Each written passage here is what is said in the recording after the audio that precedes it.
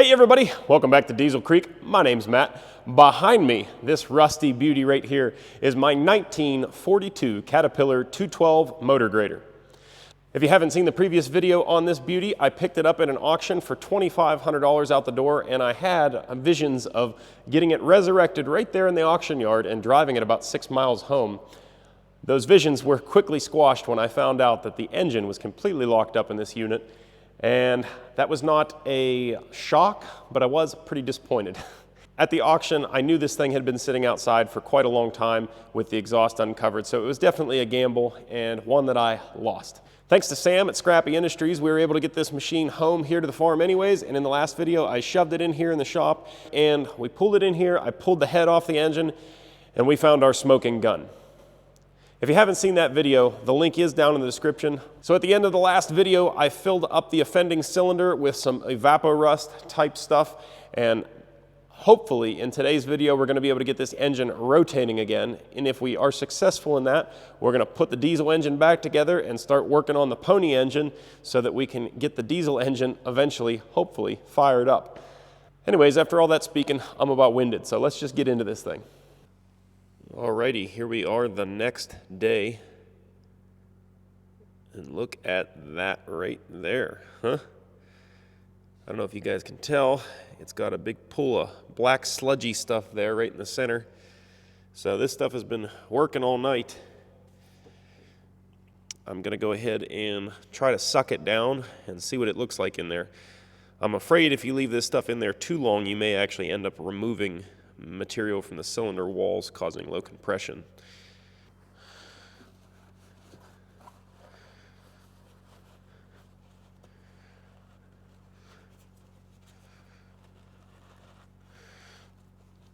I sucked it out there as best I could. I'm going to put that absorbent pad in here. This is the stuff that I used. Again, I used this on the Jeep engine and now this engine. So if it works, you know what to get. I have heard of people using regular brand Evapo-Rust or that WD-40 rust remover specialist stuff. I think they're all kind of the same product. I think this is a concentrated version. It says that you can dilute it. I'm not, but it says you could. So there's a look down inside of there. That stuff kind of blackens the metal. I'm not sure why it does that, what kind of chemicals we got going on here, but I think this stuff's a little on the harsher side compared to an Evapo-Rust brand. So I guess this is the moment of truth here. I'm gonna go ahead and apply some pressure to the engine. I got this crank in the engine here. I don't know that I'm gonna be able to just pop it loose by pushing on it. It's probably gonna take a little more extreme measures, but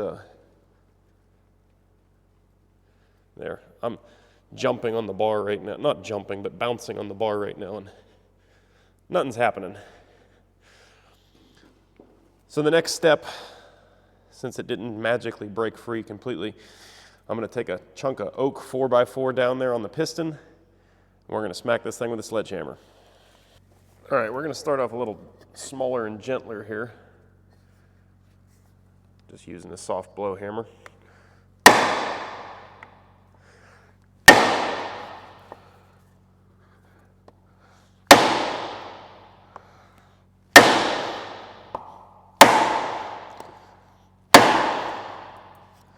There's why you can't use pine.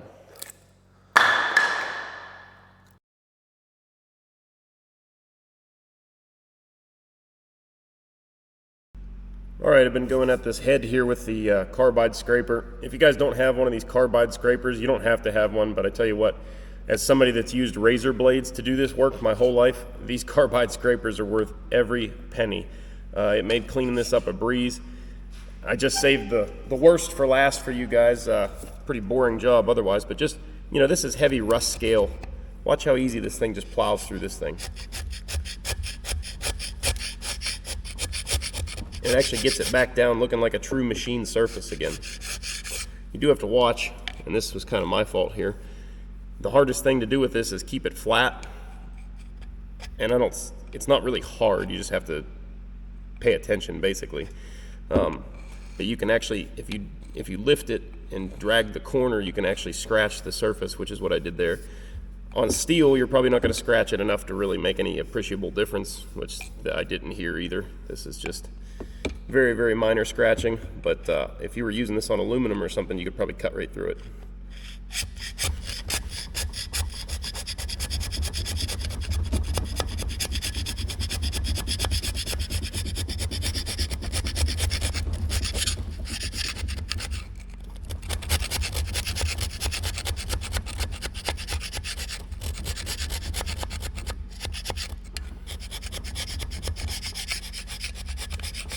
You're not going to do that with a razor blade, that's for sure.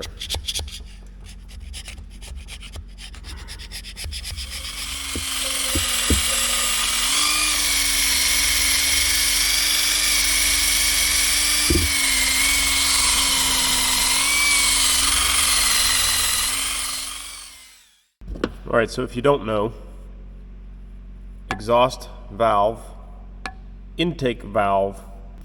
The exhaust valve is where the water invasion came from because the stack was pointed skyward and uncovered for God knows how long. The water funneled right down through this valve and sat in that cylinder and caused our issues here.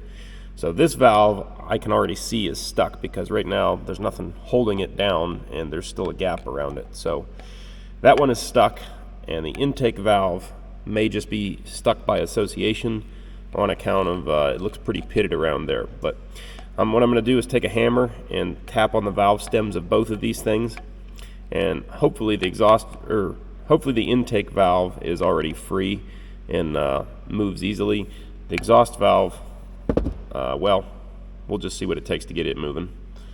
Just to be clear as well, I'm not just beating on the valve stem. I've got a chunk of brass here, or bronze, or whatever you want to call it, and I will put this on the valve stem on the other side there and beat on this thing rather than directly on the valve stem. So here we go. This is the intake valve first. Oh yeah, intake valve is just fine. Now for this exhaust valve. Wow, even the exhaust valve is not stuck. I can't believe that.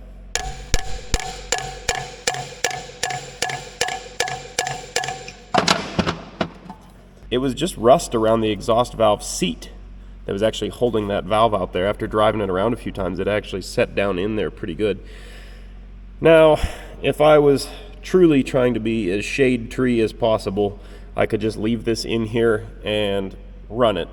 And it may or may not seal up enough to get combustion on this cylinder at first, provided we still get the engine turning. We still have to establish that fact. But hypothetically, you may not get combustion here because it's probably not sealing enough to build the combustion pressure you need to ignite the fuel.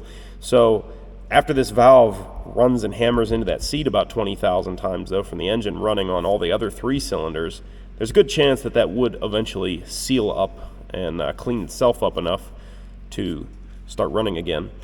But we got it apart. It's really not hard to drop the valve, clear out, and we'll lap that seat pretty good and make sure it's sealed up nice. That also gives us a better way to clean out the entire exhaust port and make sure it's free of rust and debris.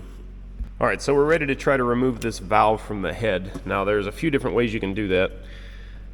Valves are held in by keeper wedges, and in this particular case we have 3 keeper wedges around the stem of the valve, and they just engage between a little lip on the underside of the valve stem and the side of this retainer ring here that holds the spring.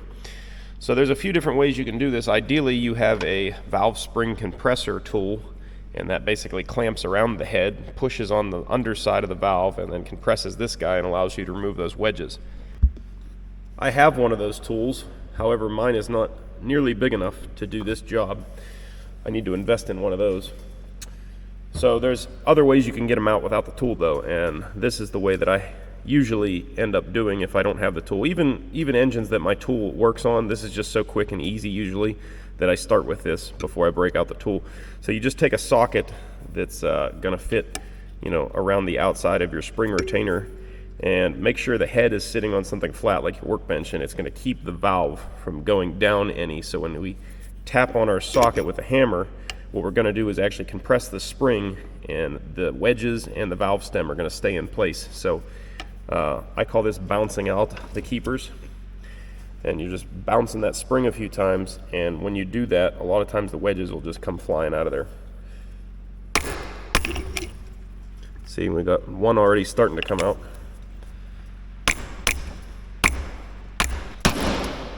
There we go, starting to come. I guess there's probably a chance you can damage the wedges doing this too, so do it at your own risk. There we go. One more hit, and I think we're going to be golden. Yep. Got your spring retainer. In this case, we have our outer spring, and we also have an inner spring. Now we can flip the head over and pull that valve right out of there.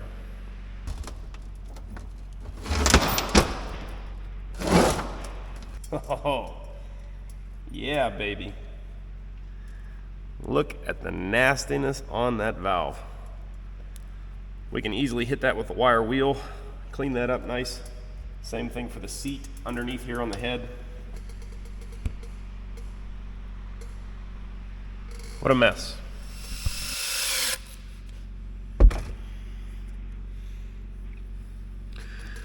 I'll tell you what, it really doesn't look too bad. I don't think it's going to take a lot to clean up. So the valve seat there actually cleaned up pretty good. I think with a little bit of lapping, it will be just fine. The valve itself, however, though, not so good. I don't think any amount of lapping will ever make that valve seal up properly. So we're gonna have to probably get this thing to a grinder. All right, so I guess it's been a little bit more than 36 hours since I put that solution in the cylinder to try and eat that rust up. The last attempt you guys just saw of me trying to get this thing freed up was about 24 hours ago. Back again, and we're gonna give it a go here. I was talking to some buddies, and they said to get some mechanical advantage on it rather than just using that bar up there, it might be smart to engage the pony motor, which I've already done. But basically, this lever engages the Bendix, so that connects the gears from the pony motor to the flywheel of the diesel engine. And then this clutch here, you just push this forward, that engages the clutch, so now these should be locked together, and I just have to spin. Now as I spin the flywheel on the pony engine there, that's kind of trying to go back and forth on the diesel. The advantage to using the pony engine is A, it's gear reduced, so you're getting some more mechanical advantage, and B, with this bar here, the way the flywheel engagement is, it's ramped. You probably can't see it in there, but the bar can only turn one direction. So I can shove down on it, but if I try to go backwards to turn the engine the opposite way, it just pulls out of the slot that it's engaged in. So that won't work for, just trying to wiggle it back and forth, because if you do get this thing to start turning a little bit, it's not just going to go boom and break right loose and start spinning perfectly. Basically, the rings are going to have to self-clearance and cut a little bit of rust out of that cylinder. So anyway, I'm going to quit yakking about it, and we're going to go ahead and try and shake this thing around for a little bit and see if we can't get it loose. I know this is a bit of a goofy camera angle here, but I'm trying to give you guys a view of both cylinders. So this is a good one. Obviously, this is our bad one. And this, it's just going to be a little bit harder to see movement out of this one because we still have that solution in there. Whereas this one, I think you could probably see it a little easier. But I'm just going to start wiggling this thing, and hopefully something happens. Oh, she's totally moving. Yes.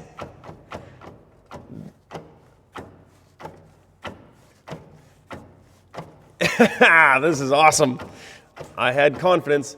And see, in doing this the way that I'm doing it, I'm not putting a ton of force into the piston and potentially breaking the rings if you put too much force all at once. So this back and forth like I'm doing should just kind of work things loose.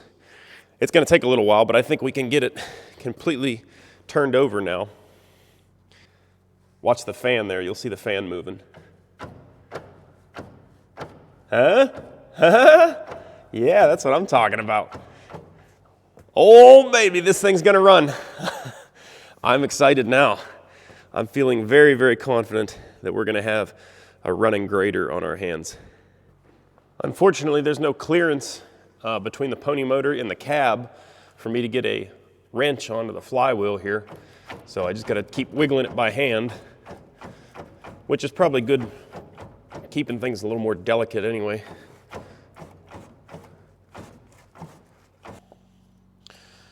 All right, we got this thing moving a little bit here. I got it down about an inch from where we started.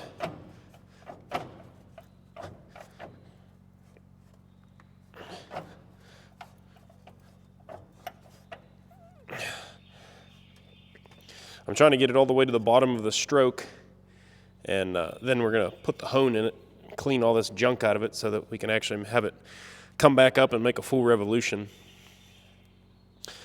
Again, the rest of the cylinders look great. It is just this one.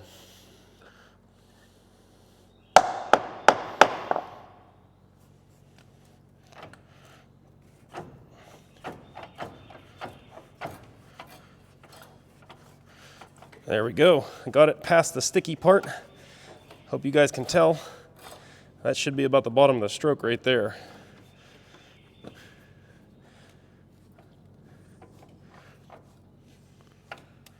Yep, right there. Bottom of our stroke. Oh. Check that out, huh? Man, that doesn't look too bad at all. We got a pretty serious rust ring right there at the bottom of all that gunky looking area. But man, it's good below that. So I'm gonna scrape it out of there as best as I can, and then we're gonna put the hone in there, try to clean it up with the hone, and then see if we can't get this thing to make a full revolution.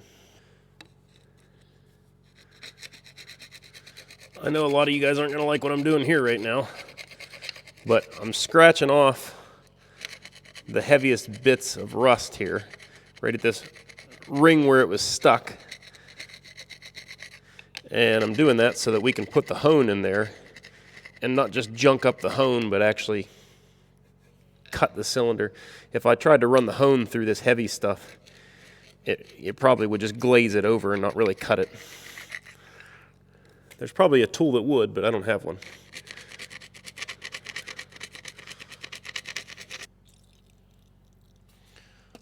Soak this baby down with some real thin oil.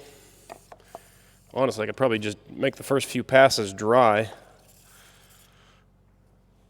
Try to cut as much of this crud as possible.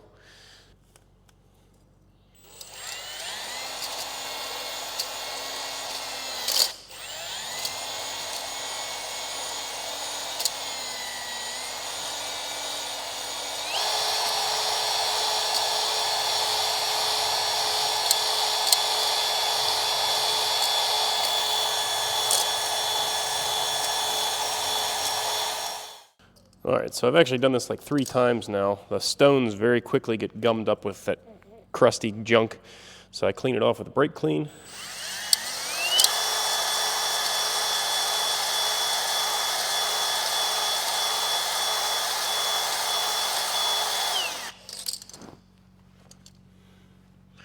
Looks like we're almost through the glaze that's on here. See, this is what those stones look like after just that few passes. Can't even see the stone anymore, it's just nastiness. I can feel the cylinder's definitely pitted up pretty darn good. Right there at that spot where we were scraping the crusties off. But I guess that's to be expected. You know, as long as this thing holds combustion pressure and doesn't let combustion gases down into the crankcase, it should be fine, and that seems to be what the scenario is looking like here. The bottom of the cylinder being good and the top of the cylinder not being as good. You know, it'll probably still fire and run on this cylinder, but definitely going to have lower compression here than the other 3.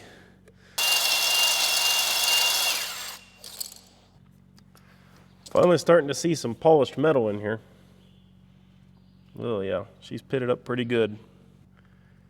Well, I don't know how well you guys can really see in there, but I think that's about as good as we're going to get it. I'm not going to pretend that that's ideal, but well, it should be good enough to run it, and that's really all we're trying for here. I don't think this machine is worth sinking a ton of money into. You know, you could put another liner and a piston and ring in this side over here, but you know, once you go that far, you might as well replace all 4 of them. And then you might as well strip it all down to every little nut and bolt and sandblast and paint it. And well, that's just really not what I had in store for this thing. Maybe somebody else does, but not this guy. All right, we got that thing cleaned out as best as we can, and it is time to see if this engine's going to make a full revolution. I'm confident that it will. It should be a lot easier now with that cylinder cleaned up quite a bit.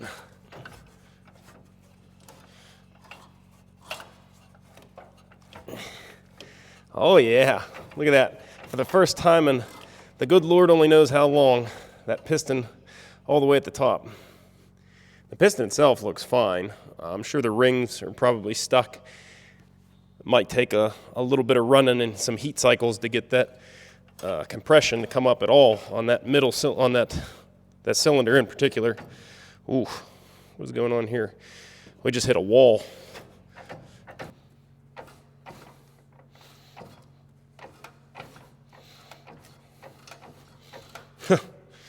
I don't know what the heck's going on now, but we're hitting up against something here. I'm suspicious about, because I'm turning over this engine here using the Pony engine. I don't think we're having any issues with the diesel engine now. It seems to be spinning fine. I am concerned that maybe the Pony has something wrong with it, but I was able to spin it all the way over before, so I don't know. Something is strange right now. Yeah, see right there. I don't know what that is. Maybe it's something, maybe the teeth on the flywheel are rusted up or something, just got some debris in them. But I am hitting solid up against something right now. I'm going to see if I can make a full 360-degree revolution with the engine crank, the hand crank that we tried before.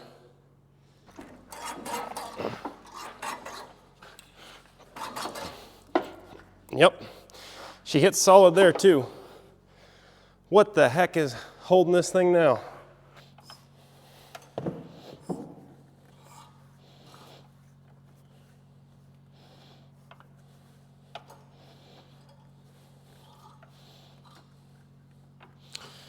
Right there's where it locks up. I'm pretty sure it's just stuff in the flywheel teeth there. Can you guys see that? I'm actually watching this all through you guys. I can't see in there at all, but modern technology allows me to place the camera there, and I'm watching this on my phone. Hard to even feel in here where it's at. I'm gonna try to reach up in there with a wire brush and see if I can't just clean out those teeth on the flywheel, because I think what it's doing right up in this corner here, where my finger's wiggling, that's the Bendix gear. Now I have that engaged, which connects the Pony to the diesel, but I can't disengage that manually. As far as I know, the only way to disengage that thing is to get the diesel engine spinning fast enough to where it pops itself back out. All right, I found an even better place here to get a peek in through onto the flywheel teeth. So I don't know how well you guys can see. This is a stretch even for me to see it. We're looking through a mirror right now. We're actually looking at the flywheel teeth, and it appears that I found the stuck tooth, or clogged tooth rather. It's kind of rusted over and everything, and it's full of mouse house in there. So if you don't know, mouse urine, especially over time, builds up quite a serious rust on things. It corrodes things up, and yeah, it looks like we just have some debris stuck in the flywheel tooth there. Hopefully I can dig at it a bit with the pick, and I can get that cleaned out, and then hopefully this thing's going to make a full revolution for us.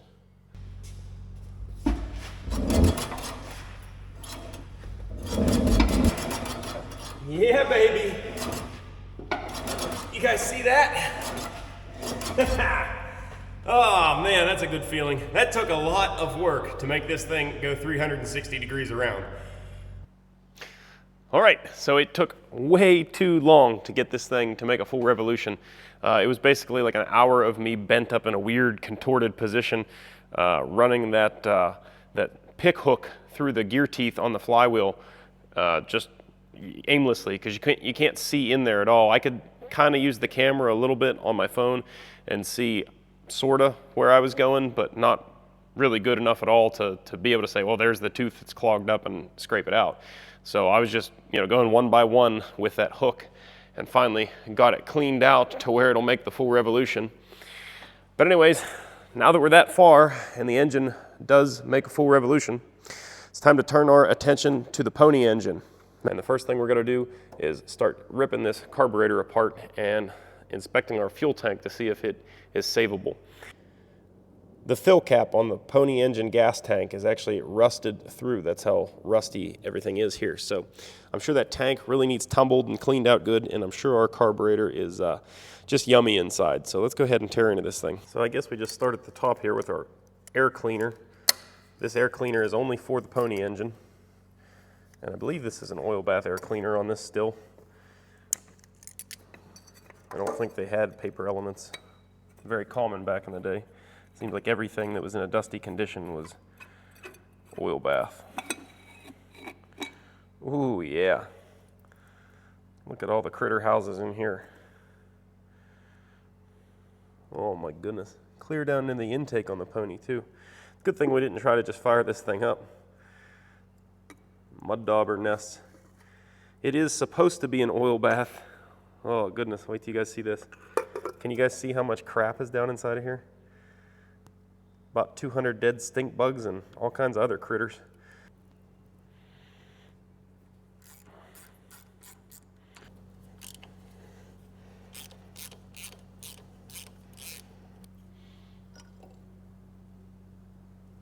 Oh my goodness. Clear down into the carburetor, they got this intake just full of spider nests and webs and everything else. Good gravy. That's bad. Can you guys see all that mess down there? Because I thought this, for sure, I thought that was going to fight me. And it just pulled right out of there. All right, got these 4 screws, and then this thing should lift right up out of here. And I believe we're going to stick it straight into some carburetor dip. So, give this some love taps. Look at that. I soaked this whole thing down with that Furtan stuff, hoping that it would free up the gasket, and it did. Pretty impressive here. The actual bowl of the carburetor, like it's got some gunk built up on it, but really not that bad. If not for the air intake issues we got going on over here, we might have been able to just fire this thing up. There we go. There's the bowl section of the carburetor.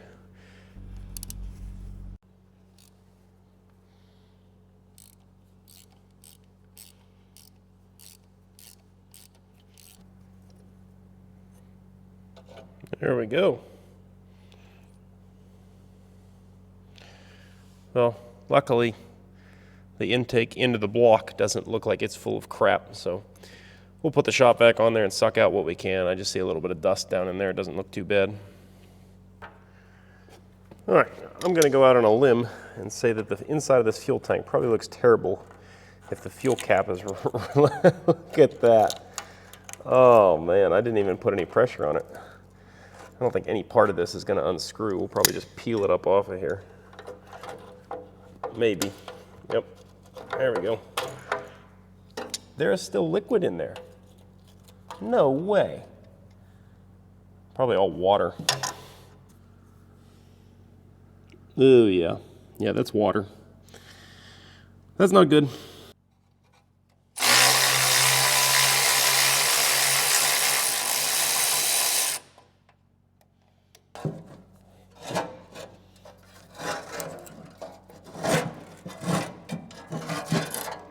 Oh, man, that was a chore. All right, I would not do this if I was not confident that this was all just rusty water. Oh.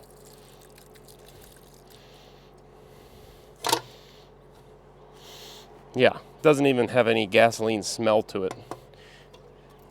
I actually, my buddy Mike's dad used to run this machine, I guess, when the guy that owned it before me got it. So he used to run this machine, and he said from the time he got it, they never ever used the pony engine. They always just pull started it. So it's been quite a long time since there's been gasoline in this tank. So to clean that tank out, this is a pretty heavy tank, so I think it'll be fine. We just clean it up and send it. If you're a patient person, you could use that same rust remover that we use to break the engine free. You could use something like that. You could use vinegar. You know, you could just put some nuts and bolts in there and tumble it and clean it all out. But if you're like me and you have no patience whatsoever, I like to use muriatic acid to clean out these heavy steel tanks, because it'll clean it out of here pretty darn quick. We'll let that sit there a while, and she's going to get spicy, and it'll probably start even smoking a little bit up out of there. Yeah, it already is smoking a little bit. I need to pick up another gallon of this stuff by the looks of it. The next step in our pony motor saga here is to get spark. I've installed a spark checker in line here from the plug wire to the plug, and I'm 99.9% sure that this is a futile effort here, what I'm about to do, but it's just going to demonstrate that we don't have spark. When these machines sit, the points in the magneto oftentimes corrode, and you get no spark. And this machine here is exceptionally fun to rope start, because you have literally, I can barely get my arm in here, and you have to wrap the rope around the flywheel and then pull it. It doesn't have like a modern recoil start on it.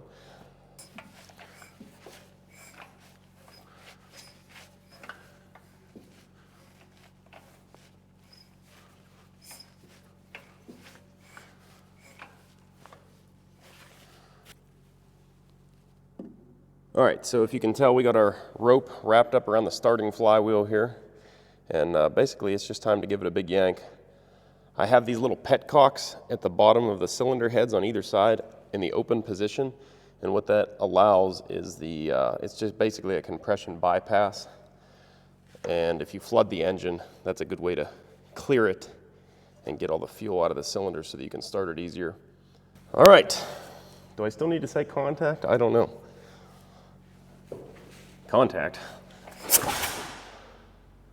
As you can see, that's kind of a bear. And I don't know if you could see, but there's no spark. I am not surprised. All right, so this magical little box right here on top of the pony engine is your magneto. To get to the points, you usually just have to pop this cover off, and you can get in from the back side here and get in there and clean them up. You could maybe do it on this machine like that. Very difficult because you have the cab in the way here. Also, these linkages, they're kind of in the way of taking the cap off. I took the screws out, and I'm probably just going to try to, there we go, pop the cap off. And we'll see what I can do here. Might end up just taking the two bolts off that hold the whole magneto and lift it up out of here. All right, so I couldn't see what I was doing on the machine, so I ended up just pulling the whole magneto off. Like I said, it was just those two bolts. Pulled it off, stuck it in the vise here, and the contacts on the points, again, were super dirty still. I hadn't cleaned them nearly good enough, so after quite a bit of cleaning, we can spin it with the drill here and see the spark. You guys see that? We know we got spark here now, so by process of elimination, if we don't have spark still, once this is installed, we know it's not a magneto issue. It could be a plug wire issue or whatever. All right, we're gonna go stab this thing back in the machine, but you can't put it in there all willy-nilly. There's timing marks. You see that little right there that looks like a M or a W, and we have to line that up with corresponding tooth inside of the pony engine.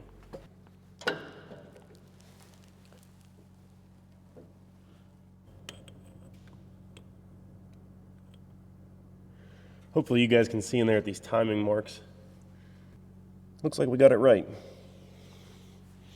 Without electric start or another person here, it is kind of difficult to verify that you do have spark to the plugs.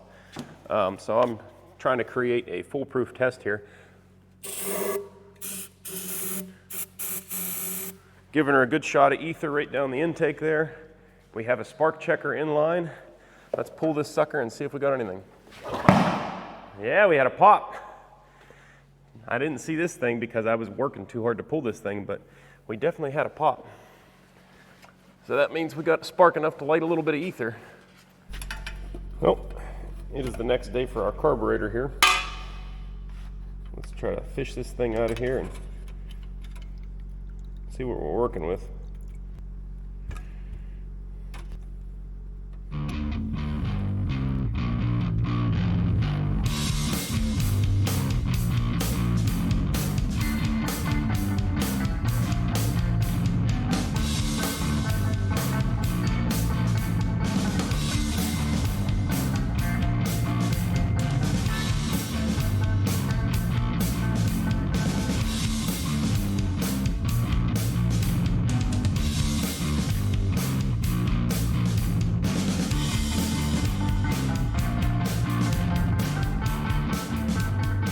Well, I came over here to install the carburetor back on the pony engine here. Promptly dropped one of my nuts down underneath the machine here. I searched and searched for the magnet, couldn't find it, but luckily enough, we finally have some hardware bins in the shop thanks to boltsandnuts.com. So run right over to the rack and just lo and behold, you pick up a nice new nut and you don't have to run to a parts store like I've been doing for my entire life until now. So big thanks to those guys for not stopping progress right now. And we get to see nice shiny new hardware on here.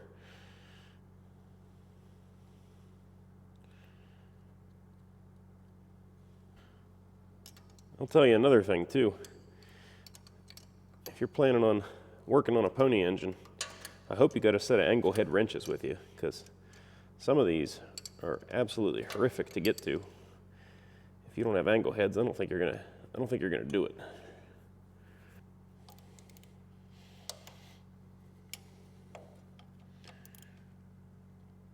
All right, call that a success. We went from a pretty darn crusty carburetor to pretty darn nice looking. Get our linkages hooked back up there and go check on our fuel tank. All right, well, we're moving on to our fuel tank and things are not looking great for her. See that spot down there and all this on the gravel? We've got some holes. This thing is actually, and again, I said it earlier, this is a thick, heavy metal tank. This is probably made out of 1/8" steel when it was new. But it's no longer 1/8 of an inch thick. It's rusted pretty thin in some places, as you can see. Hopefully we can clean this thing up a little bit though, and we'll put an epoxy coating on the inside and we'll still be able to use it, because it's got to be this size to fit and to work correctly. Plus, I just like keeping everything original on these old machines. There we go. There's some stuff spilling out of somewhere now.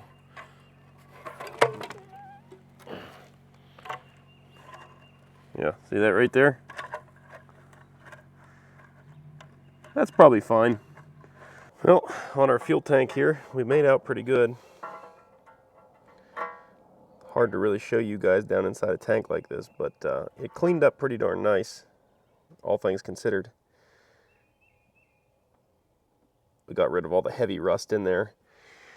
And if there wasn't holes in the tank, I would say we could just run it. It's clean enough.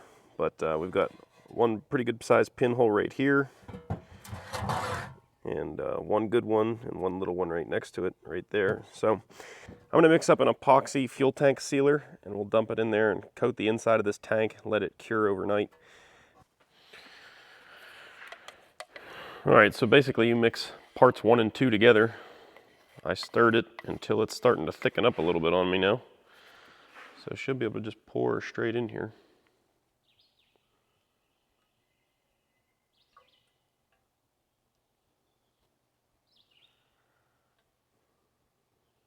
I did tape up those pinholes as well, so we're not just draining this stuff back out all over the floor.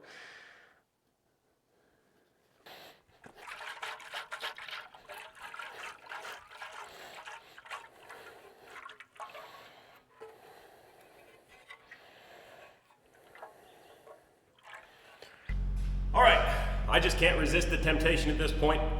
I've got a temporary fuel tank rigged up here. I have everything pretty much ready to go on the pony engine. We're gonna see if this thing's gonna fire up. Yeah, let's see what's gonna happen here. Guys ready? Contact.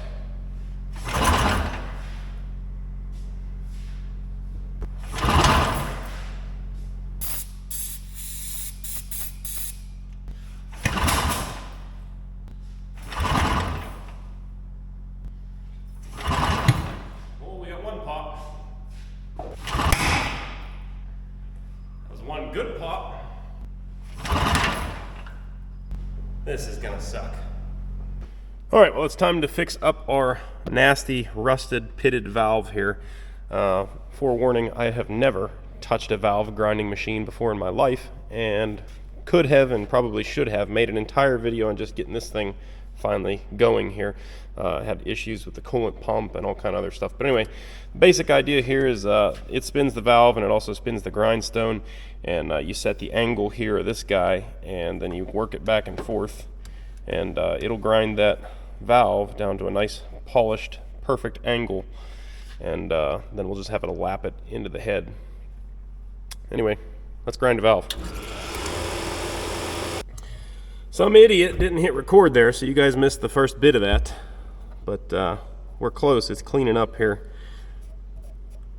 Like I said, never done this before. I'm trying to take very small bites, but yeah.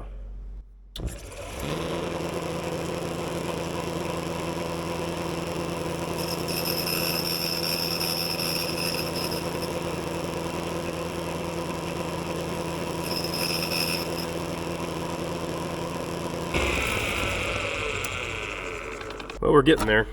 Still definitely got some pits in it. I'm wondering how much we should really go. If we go too far, well, yeah, we still have a square lip out here at our edge, so should still seal no matter what.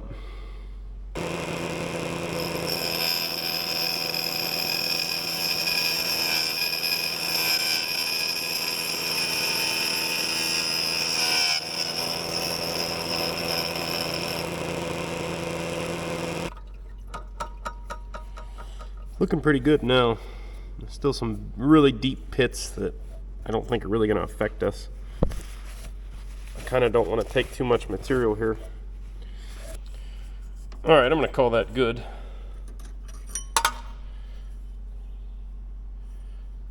Yeah. It's not 100% perfect, but man, it's a far, far sight better than it was.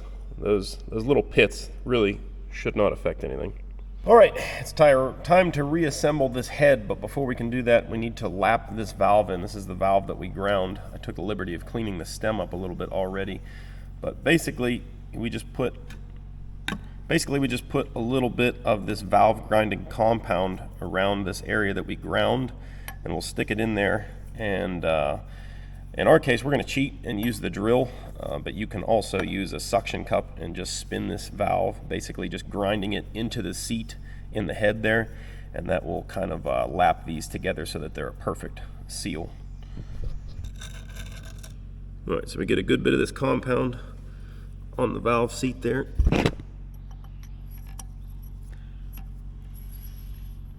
Slide that into the head where it needs to be. They make these little rubber suction cup deals that you stick on there and then just roll it between your fingers or your hands, and that just grinds it into the head. But we've got modern tools.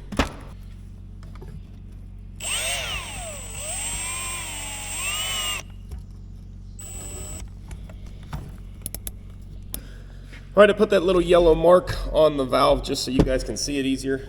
But basically, I'm just pulling on the drill right now, sucking the valve into the seat tight, and we're giving her some turns.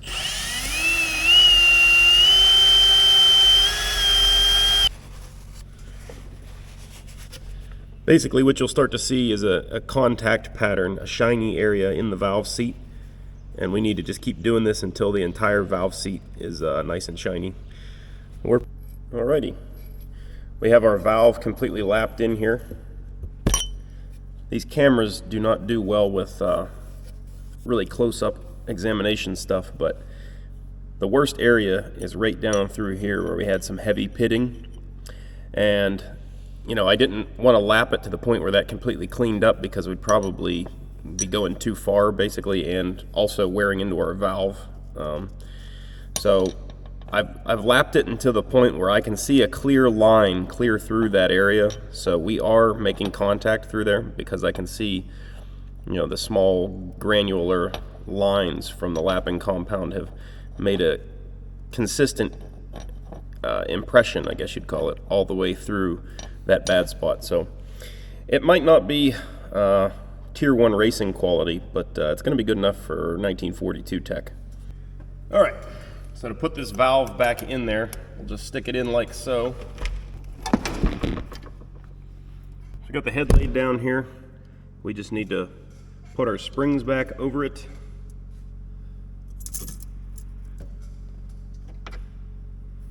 A retainer cap, and find a way to compress this down, and then install our 3 keepers that we removed before.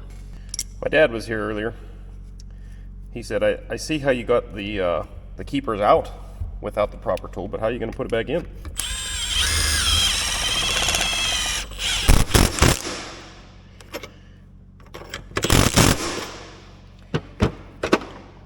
Not that hard.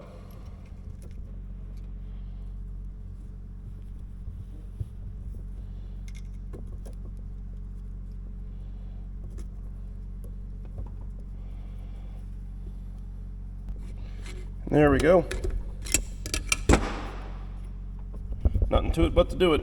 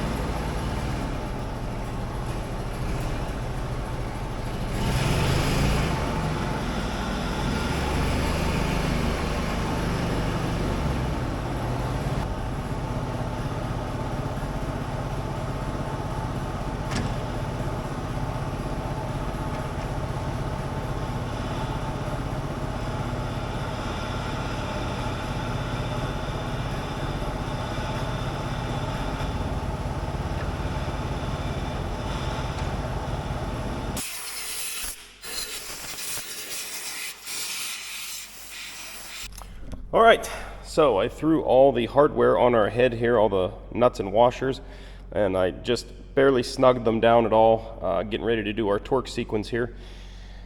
Got the bolts back in the gooseneck for the thermostat, and the last thing I need to do before I even bother to torque the head is put this seal back in here that seals up this water jacket from the pony engine to the head of the diesel. Now, here's the gasket that came out of there. And the rubber's all really hard, it's cracked. You can see it's coming apart right there. And luckily enough, I was able to get a new one of these from Caterpillar. Right there, baby. 5B7780. They had it for me pretty darn quick, which I'm impressed about, since, you know, these things are only found on machines that are pretty old at this point. So that part was impressive. What wasn't impressive was the price. You see what this is. Take a stab at how much this cost me. So pause the video, go down in the comments, and comment how much you think this part cost. All right? I'm assuming you've left your comment. This part was $102 and some change. $102. Whew. All right, well, I hope you, the viewer, can really appreciate the level of sophistication I'm bringing to the table with this one here. I've kind of made some funnel strips, if you will, to avoid the hard edges, and hopefully I can just kind of knock this seal into place. And I've also lubricated everything with a water-soluble lubricant.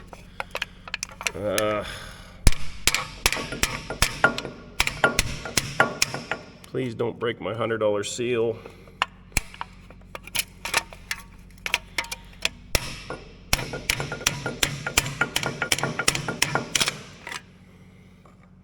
It's not looking good here. Try getting these things out of the way. It's a very square ridge up here. I really wish I could take a grindstone and roll this edge a little bit, but at this point it's just going to throw metal shavings everywhere, which ain't good for nothing. I think if I had two people, it would have been ideal to try to install this thing while I was lowering the head down, but I fly solo except for old Roscoe here, and I really don't want to yank this head back off because I did quite a bit of prep work to get it ready to torque down.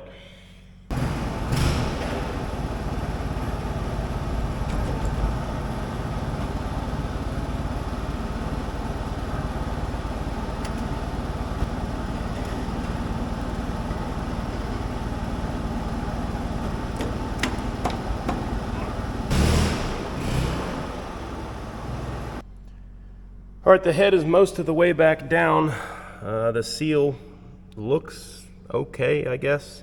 This is really quite a job to get this thing in here. I just got to keep kind of tapping the head down and making sure the steel doesn't slide out of place.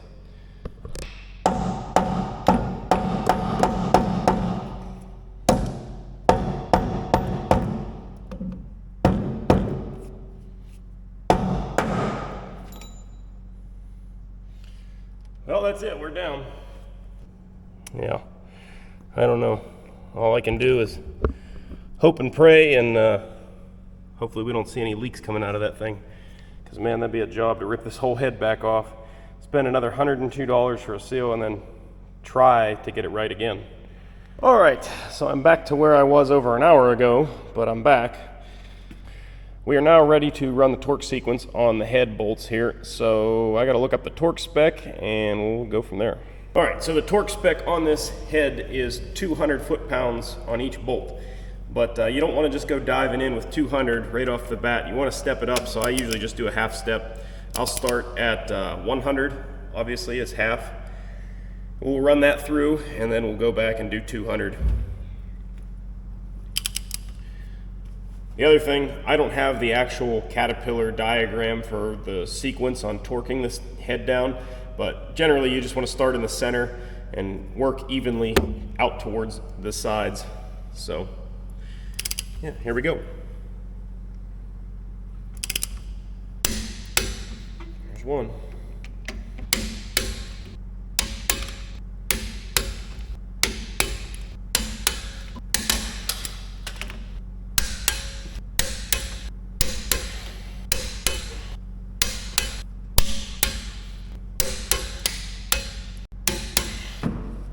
I had to bust out the old 3/4 torque wrench here.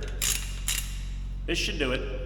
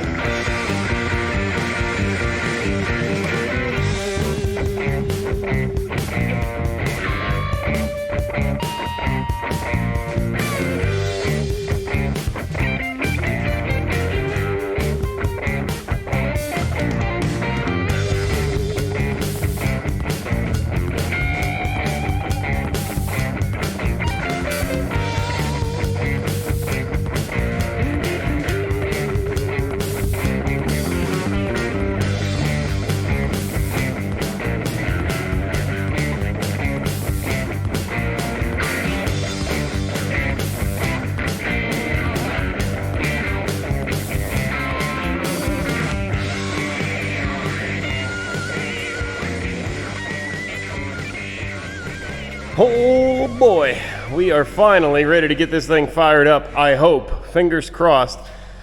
Got her all back together there. I reset the valve lash, put everything together pretty much. I spared you guys the boring, monotonous details of every little nut and bolt. I know you guys just want to see this thing fired up as much as I do, so I got a temporary fuel tank rigged up on there because that coating that we put in the fuel tank for the pony engine needs 72 hours to cure. So still waiting on that time period.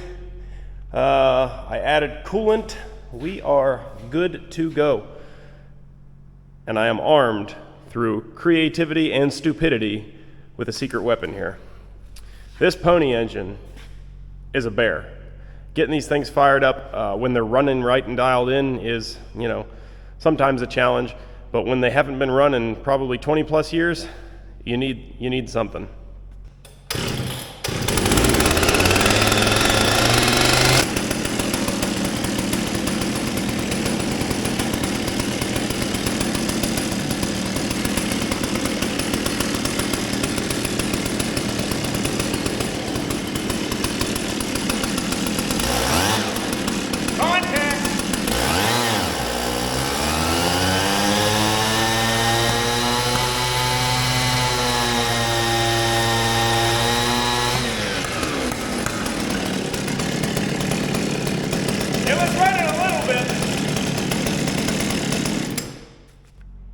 Boy, the old chop saw pony motor starter is the way to go, bud.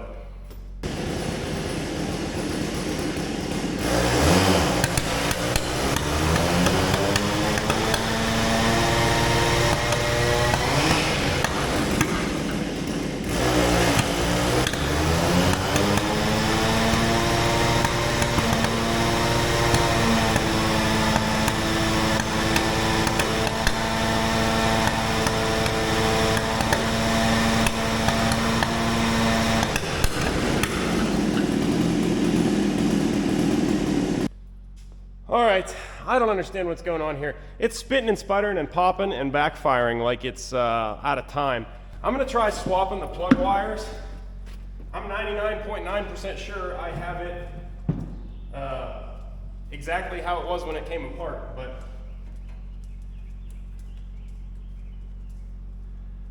we'll just try it quick and easy, and if it works, it works.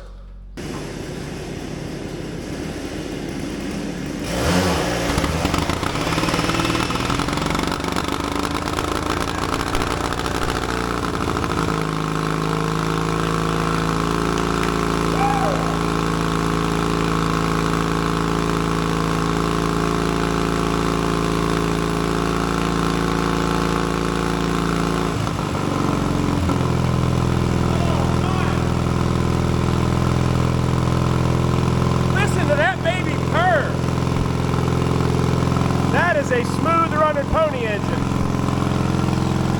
My goodness. All right, it's time to get the diesel cranking over.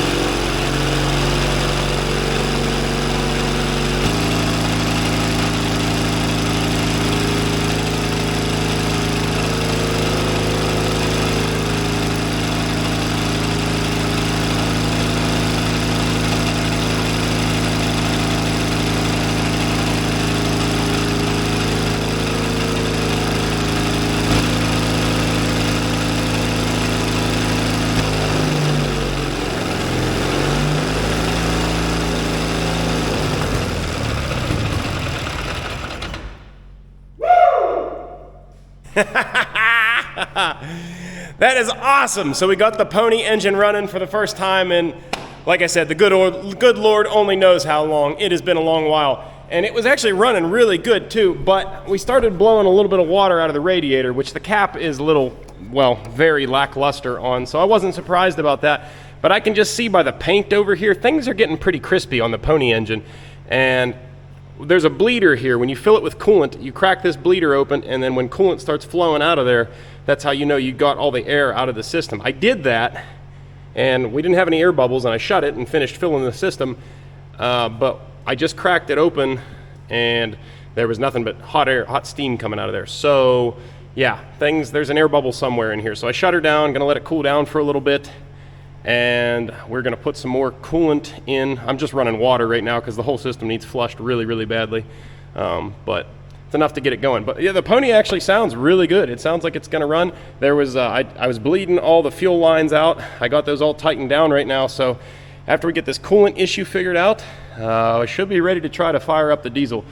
Everything was looking good. I don't think I've told you guys, but I investigated the fuel tank, which on this machine is actually underneath the seat. And lo and behold, we've got a full tank of old diesel fuel. You know, it's definitely old, but diesel fuel doesn't really have a shelf life like gasoline. Unless you get algae or water in it, diesel will last for quite a long time. All right, that pony engine has had a chance to cool down, so let's see if we can't get it fired back up. Let me start my starter.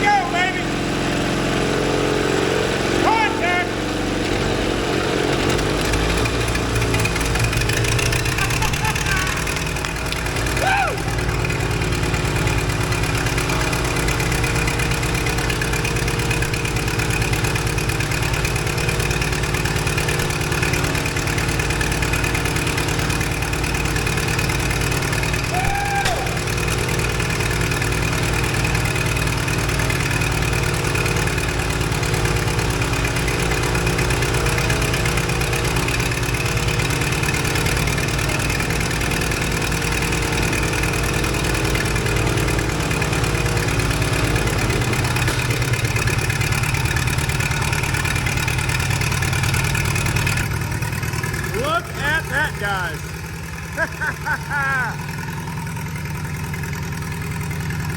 It's throwing all kind of mouse house up out of the inspection cover for the bell housing.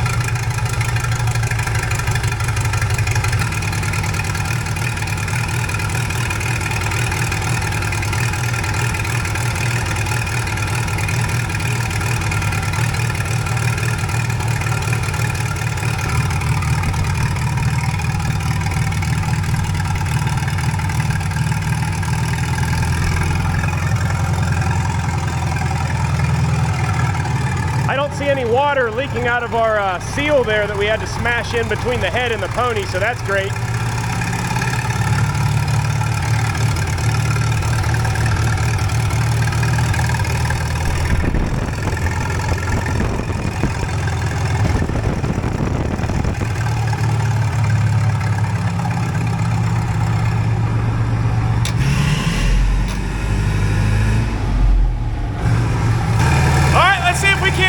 This thing.